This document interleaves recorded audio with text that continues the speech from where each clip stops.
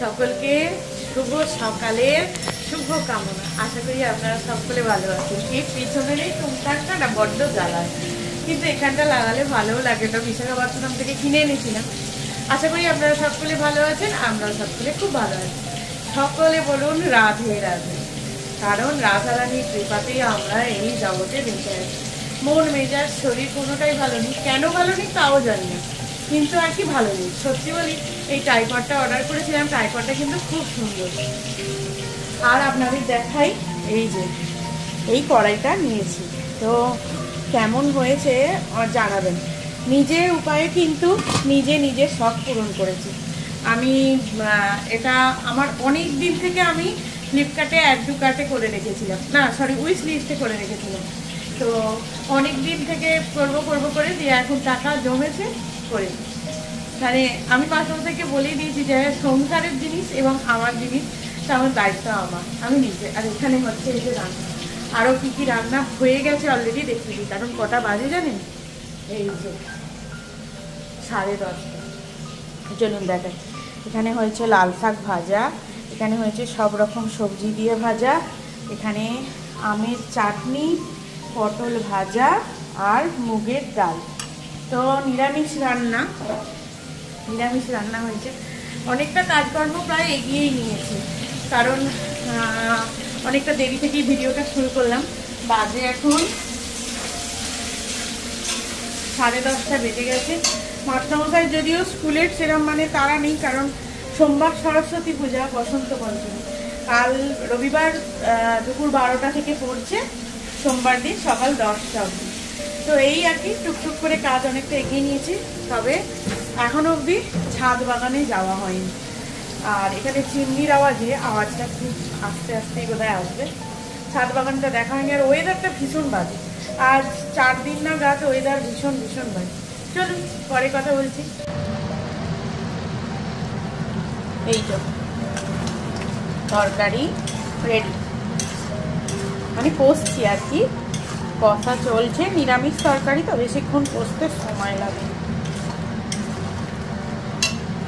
আর চলুন দেখাই, কড়াইটা তো দেখালামই, কেমন হয়েছে অবশ্যই কিন্তু কমেন্ট করে জানাবেন। আরেকটা জিনিস দেখাই, হচ্ছে এই যে এটায় সমস্ত মশলা রেখে দিয়েছি, যতগুলো খালি আছে এখনো বাকি আছে ওখান।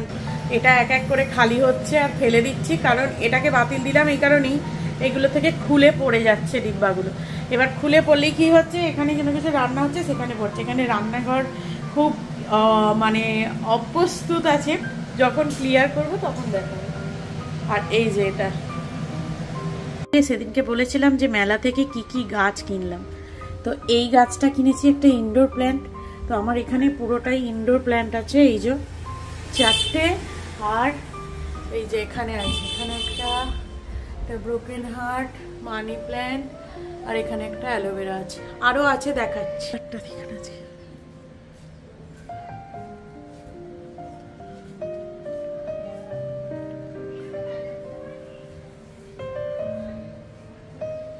আরও দেখাই।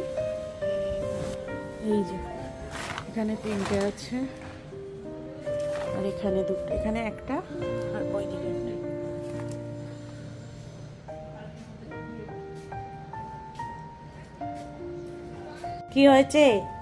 কি হয়েছে এটা কি করতে হবে, কি করতে হবে বলো? কি গেটটা খুলে দিতে হবে? গেটটাকে কামড়াচ্ছে, এই যে গেটটাকে কামড়াচ্ছে, দেখতে পাচ্ছেন কিরম করে? কি না ওকে খুলে লেগে যাবে মুখে, এরম করে কে করে? কে কে কে কে করে ওরম করে? কে করে এটা? কে এসেছে? এই যে সকাল 8:30টায় বাজার গিয়ে এখন বাজার থেকে ফিরছেন। সুপ্রভাত।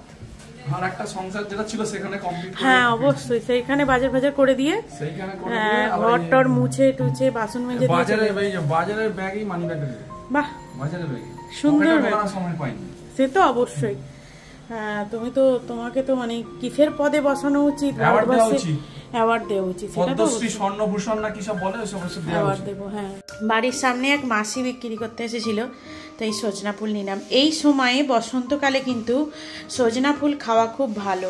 তো যদিও এখনো বসন্তকাল পড়েনি, মাঘ মাস চলছে, আর এই হচ্ছে আমার গার্ডেনের কিচেন কম্পোস্ট, যেগুলো আমি নিয়ে যাই আনাজ খোলা যেগুলো কাটি। আর এই যে এটা সজনা ফুলটাকে ভালো করে রেখে দিতে হবে। তো এখানে রান্না বান্না সমস্ত কমপ্লিট, ক্লিন করে দেখাচ্ছি যে কতটা গুছিয়ে ফেললাম। চলো এখন যাই ছাদে গার্ডেন আর দেখাই। ওই গাছটা তো কিনেছি দেখালামই, তার সাথে এবার দেখাই যে আরেকটা কি গাছ কিনেছি সেটা দেখাই। আরেকটা গাছ কিনেছি হচ্ছে এই যে গোলাপ। এই গোলাপ গাছটার কি কালার, আচ্ছা আমি দেখিয়ে দিচ্ছি ছবি। 2-4টে ফুল তুলে আনলাম ঠাকুরের জন্য।